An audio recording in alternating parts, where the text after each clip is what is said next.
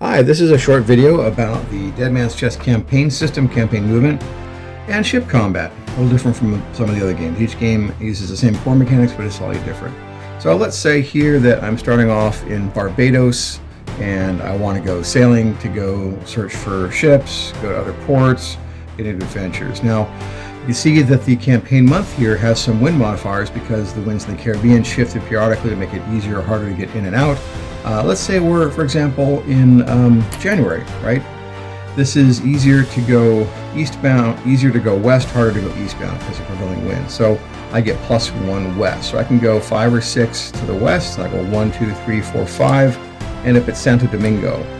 Now say I'm British and that's a Spanish port, automatically there's going to be some contention because the Spanish didn't want anybody coming into their ports. I would resolve a travel encounter and then I would say, hey, what do we encounter here in off the coast? Looks like I encountered a pirate ship. Okay, so now we're going to go to the ship combat system. Well, I'm sailing west, so I'm going to immediately start off this direction, right? And we'll put the pirate ship here just as a default. Now I want to find out what the wind direction is, so I'll roll 2d6. Oh look, I'm lucky the wind is actually at my back. Look at that. So I have the wind advantage. So we're going to go next to the maneuver table.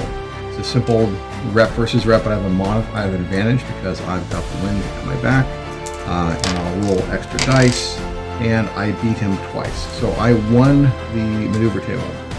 So now we go to basically the next maneuver, which is going to be taking control, right? So we're going to see who gets to force the tempo of the fight. So that actually has an effect in the game, is that different ships will react differently. So merchant ships always want to flee from a combat.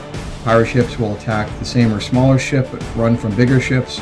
And military ships always want to fight. Right? They want the glory, they want to bring that pirate down to heel. So I'm going to go ahead and roll again on the taking control table. I have an advantage. Maybe I've also got something like quality sales, right? So maybe that gives me another advantage in this, right? So I'm going to roll more dice against him. Rep 5. Well, I passed more, right? So I actually won the taking control table. Now because I won both taking control and maneuver table, and he's bound on to me, I get to rake him. Right, so maybe he would have been smarter to veer off. You could always choose to veer off from the wind, either direction, right? But in this case, we're just doing a straight up simple fight. So I get an advantage on the combat.